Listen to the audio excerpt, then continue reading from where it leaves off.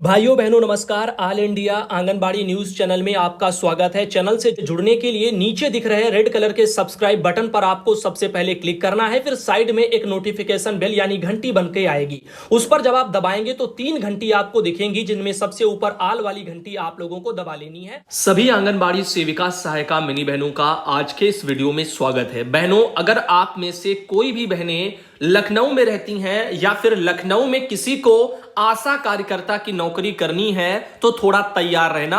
आने वाले कुछ दिनों में हो सकता है लखनऊ में आशा कार्यकर्ताओं की जल्द ही भर्ती देखने को मिल जाए। एक आर्टिकल सामने आया है कि लखनऊ में 589 आशा कार्यकर्ताओं की भर्ती होने वाली है। तो आइए देखते हैं इसके बारे में थोड़ी जानकारी और फिर आगे चलते हैं। तमाम सरकारी आदेश आपको इस वीडियो में दिखाएंगे, तो प्लीज वीडियो को कोई भी भाई बहन छोड़ करके मत जाना। 2 मिनट लगेगा इस जानकारी को जानने के लिए। लिखा है रजनीश रस्तोगी जी का एक ये आर्टिकल है जॉब्स के मामले में कि लोगों की सेहत संवारने के लिए स्वास्थ्य विभाग ने अहम कदम उठाया है।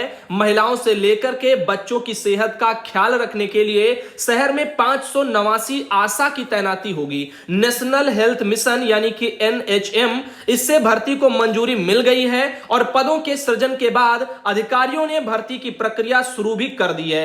इस किस जो है इलाके में कितनी आशा की जरूरत है उसका खाका भी तैयार किया जा रहा है। तो अब देखो भर्ती शुरू हो गई है। मुझे लगता है ये लाइन लिखना सही नहीं है कि अधिकारियों ने भर्ती की प्रक्रिया शुरू कर दी है। तो अभी जब तक जो है यहां पर आवेदन शुरू नहीं हो जाते तब तक जो है आप ये समझो कि चीजें ऐसे ही चल रही हैं जैसे कि आंगनबाड़ी भर्ती 2 महीने में यूपी सरकार करवा रही थी और न जाने कितना महीना गुजर जाएगा और भर्तियां देख लेना आंगनबाड़ी की देखने को नहीं मिल पाएंगी। ऐसे ही ग्रामीण क्षेत्रों में 1485 आशा की तैनाती है।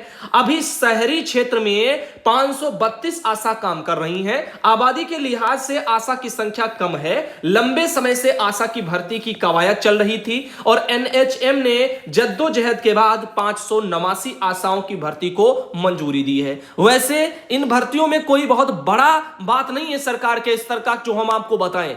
वैसे भी आपको पता है इन आशा बहनों को कोई बहुत भारी भरकम सरकार पैसा नहीं देती है जो उनका राजकोष घट जाएगा या फिर इन भर्तियों से बहुत कुछ आगे बदल जाएगा या फिर इन महिलाओं का ही मान लो बदल जाएगा जो काम बेचारी करेंगी। 1000 या 1500 रुपए में ये पूरा जो दिन भर काम करेंगी। और तो और उससे बड़ी बात पता है क्या है? उससे बड़ी बात यह है कि लखनऊ जैसे शहर में वो इन कामों को करेंगी जहां पर ये 1000 और 1500 की कोई वैल्यू नहीं। आप एक कमरा लेने जाएंगे तब भी आपको पता है लगभग आपको 3-3 हजार 4-4 हजार में कमरे मिलेंगे। अगर आपको वहां रहना है और ये जॉब करनी है तो आप सोचो कि 1500 और 1000 रुपए के हिसाब से आखिर उनका क्या होगा। इससे ज्यादा तो वो वहां पर आने जाने सर्वे जैसे कामों में वो अपना ऑटो का किराया से ही सब कुछ खत्म करवा देंगी। खैर जो है सो है। यहां पर लिखा है CMO डॉक्टर मनोज अग्रवाल ने बताया कि लखनऊ का विस्तार तेजी से हो रहा है। आबादी में भी इजाफा हो रहा है। 200 से 500 की आबादी पर एक आशा की तैनाती का नियम है। ऐसे में संस्थागत प्रसव, बच्चों का 100% टीकाकरण, फैमिली प्लानिंग, गर्भवती महिलाओं की सेहत का ख्याल,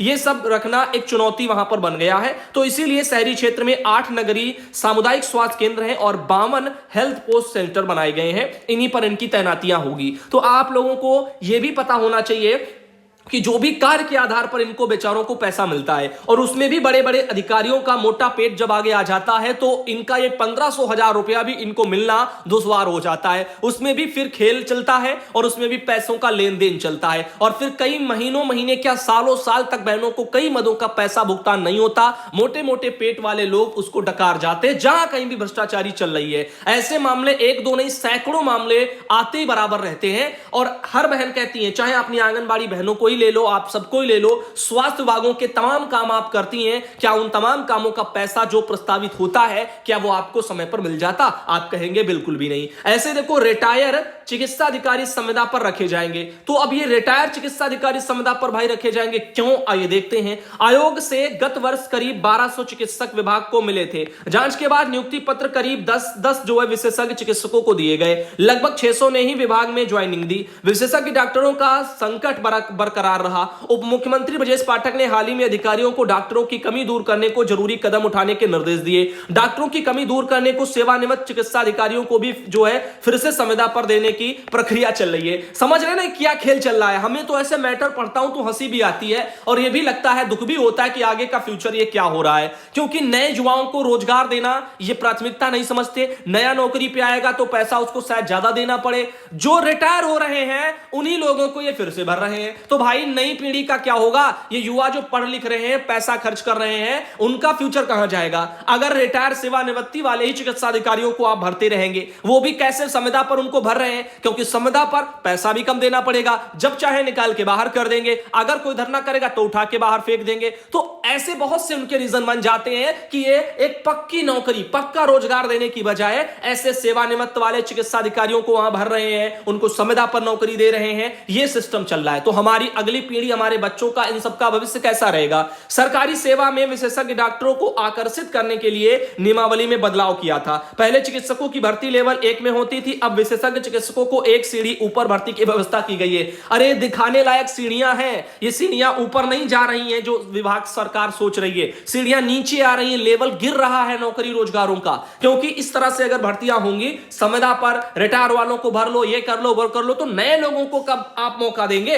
अब देखो यहां पर बाल विकास परियोजना बिचपुरी पड़ता है आगरा में। कार्यकर्ती सहायिकाओं द्वारा ड्राई राशन ढुलान का ये एक विवरण हमारे पास आया है, जिसमें क्रम संख्या का कॉलम, केंद्र के नाम का, प्रति माह ड्राई राशन ढुलान पर व्यय की धनराशि का कॉलम और ढुलान की अवधि। माह यहां पर लिखना है फलाने फलाने 2021 से यहां पर लिखना है, और माह 2022 तक के जो माह हो गए हो, अवधि एक्स व्यय जो है व्यय धनराशि ऐसे करके लिखी गई। तो जितना धनराशि वो लिख देनी है। ढुलानकर्ता आंगनबाड़ी कार्यकर्ती सहायिका का नाम लिख देना है। प्रमाणित करता एसएसजी के मोहर सहित हस्ताक्षर करने हैं। तो जो भी ढुलान वाला आपको राशन वितरण में लगता है ना पैसा, उसी के बारे में ये प्रारूप मांगा जा रहा है वहां पर भर करके, जो कि 2021 से 22 तक के जितने भी जो माहों के होंगे पैसे, टोटल पैसे यहां पर आपको लिख देने, और ऊपर माह वगैरह डाल देना, फलाने माह से ढमकाने माह तक, तो जो भी आपके हों। तो इस तरह से आपका ये एक प्रमाण पत्र है। फिलहाल अब देखो ये कब तक आता है। सालों साल तक ये काम चला, ढुलाई का पैसा। अब आप सोचो किसने दिया? या तो समूह ने दिया, या फिर जहां समूह नहीं, आंगनबाड़ी बहनों से ही ढुलाई करवाई जा रही, तो वहां आंगनबाड़ी बहनों ने दिया। तो इन्हीं की जेब से ही तो ये खर्चा चला पूरे सालों साल। अब आप समझ रहे ना ये क्या सिस्टम चल रहा है। ये तो केवल ढुलाई का पैसा आपने देखा। ऐसे तमाम विभागीय जो कार्य हैं वो ऐसे ही पैसों से कराए जाते हैं। पैसा मुश्किल से महिलाओं को मिलता है 5,000 से 6,000। अब उसमें से भी ये सैकड़ों जो काम है वो करवा लिए जाते हैं, और उनका पैसा कभी 1 साल कभी 2 साल बाद ऐसे प्रारूप पर भर करके सूचनाएं मांगते हैं, और फिर ये भेजने के लिए कहते हैं। और उससे भी बड़ी शर्म की बात ये कि ऐसे कामों में फिर हमारे विभागीय जो अधिकारी होते हैं कई जगह के, वो उसमें भ्रष्टाचारी जो दिखाते हैं, वो भी इसमें फिर शोषण करना शुरू कर देते हैं कि फलाना फलाना दो पैसा तभी ये ऊपर भेजेंगे, नहीं तो नहीं भेजेंगे। तो ये सारी चीज सिस्टम पूरा घटिया है एकदम से, मैं कहना चाहूंगा, क्योंकि इसमें बदलाव चाहिए। जो भी जिसको जिम्मेदारी दी जाती है उसको समय पर पेमेंट हो, और सब जो है तुरंत भुगतान हो, तुरंत काम हो। ये नहीं कि आज करा लिया 2 साल बाद आप मिल रहे हो, 2 साल बाद उस चीज की वैल्यू क्या रहेगी पता है? आज जो भाड़ा चल रहा है 2 साल बाद वो क्या चलेगा बताओ? जो पैसे वो अपने आज बर्बाद कर रहे हैं इन कामों में, उनका वो कोई मोल नहीं रहेगा। तो कहीं ना कहीं ये चीजें हैं जो आप लोगों को समझनी है। शशि शर्मा बहन है जो आगरा से आती हैं, जानकारी साझा की थी। और अगला एक जो लेटर है, प्रेमा देवी बहन है जो कि बहराइच से आती हैं। बहराइच में डीपीओ का एक ये लेटर देखिएगा कि 3 नवंबर को जारी हुआ है, और वहां पर जो भी मिहिरपुरवा के बाल विकास परियोजना अधिकारी हैं उनको भेजा गया। राज कपूर जी जो है डीपीओ, उनके द्वारा ये लेटर टाइप है। अब दिखाते हैं आपको कार्यालय से ये लेटर। इसमें लिखा गया है कि यहां पर 19/7/2021 के द्वारा निर्गत संशोधित जो है एसआरपी के अनुसार विभिन्न स्तरों पर गठित समिति, जैसे कि ग्राम निगरानी समिति, ब्लॉक निगरानी समिति और जिला निगरानी समिति, इनके माध्यम से अक्टूबर का जो पुष्टाहार है उसका समयांतर्गत वितरण और उसकी प्रभावी अनुश्रवण कराते हुए निर्धारित प्रारूप पर प्रत्येक महीना सूचना उपलब्ध कराने के विषयक कुछ निर्देश में जो है आपको निर्देशित किया जाता है कि प्रत्येक महीना अधोहस्ताक्षरी कार्यालय को सूचना उपलब्ध कराएं। और आप द्वारा आज दिनांक 3/11 तक सूचना कार्यालय को नहीं भेजी गई। दिनांक 3/11 को निदेशक बाल विकास सेवा पुष्टाहार की बैठक आयोजित हुई जूम वाली, उसमें निर्देश किया गया। इस तरह से चीजें यहां पर आई हैं। तो उन्होंने कहा है कि निर्देशित है कि अप्रैल, मई और जून 2022 की सूचना 4 तारीख यानी कि आज के दिन 4 नवंबर आज 2 बजे तक अधो हस्ताक्षरी कार्यालय को उपलब्ध कराएं। तो डीपीओ ने सभी सीडीपीओ को वहां पर यह बोला, खासतौर पर मिहिरपुरवा को यह बोला, उन्होंने इसमें लापरवाही बरती है। अनीसा खातून बहन है जो कि आती हैं जालौन से, और श्रावस्ती में जो जिला कार्यक्रम अधिकारी हैं डीपीओ, उनका एक लेटर 29/10/22 का ये दिख रहा है। लेकिन नीचे आप देखें तो कई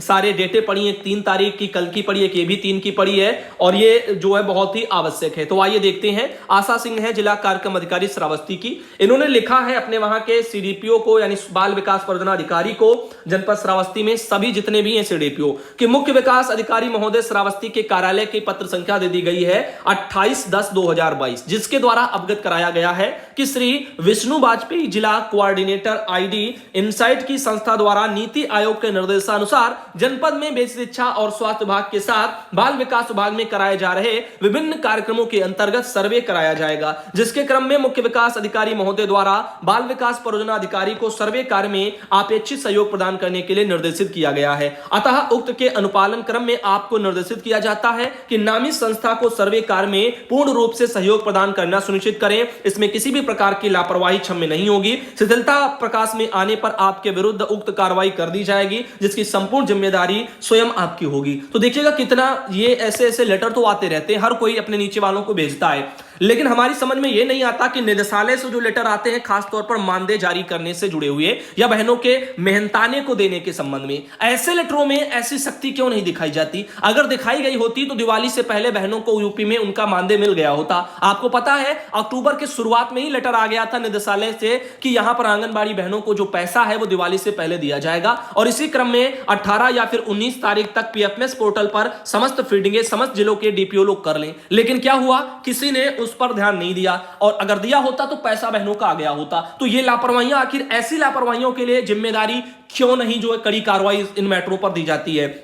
अब यहां पर आरती देवी बहनें बलरामपुर से आती हैं और इन्होंने मुख्य विकास अधिकारी का 2 नवंबर का एक लेटर संजीव कुमार मौर्य जी का भेजा है। कार्यालय से आदेश है, लिखा है प्रायः यह देखा जा रहा है कि जनपद में कार्यरत अधिकारी और कर्मचारी बिना किसी पूर्व सूचना के मुख्यालय छोड़ देते हैं, और जिस कारण आवश्यकता पड़ने पर वे अनुपस्थित पाए जाते हैं। ज्ञातव्य है कि पूर्व में यह निर्देश प्रस्तावित किया गया था कि विकास सेटअप का कोई भी अधिकारी या फिर कर्मचारी बिना अधो हस्ताक्षरी के अनुमति के मुख्यालय नहीं छोड़ेगा। तो उक्त के दृष्टिगत पुनः आदेशित किया जाता है कि जनपद स्तर पर कार्यरत विकास सेटअप के अधिकारी और कर्मचारी तथा किसी भी खंड विकास अधिकारी द्वारा अधो हस्ताक्षरी के पूर्व अनुमति के बिना किसी दशा में मुख्यालय नहीं छोड़े जाएगा। और इसी प्रकार विकास खंड स्तर पर तैनात जो विकास सेटअप है वहां के अधिकारी, जैसे कि खंड विकास अधिकारी को छोड़ करके और अन्य कर्मचारी द्वारा संबंधित खंड विकास अधिकारी के पूर्व अनुमति के बिना मुख्यालय कदापि ना छोड़ा जाए, और इसकी दशा में संबंधित अधिकारी और कर्मचारी का अनुपस्थित दिवस का वेतन अवरुद्ध किया जाएगा। और साथ ही ऐसे अधिकारी व कर्मचारी के विरुद्ध नियमानुसार अनुशासनिक कार्रवाई संपादित कराई जाएगी, जिसका संपूर्ण उत्तरदायित्व संबंधित अधिकारी कर्मचारी का होगा।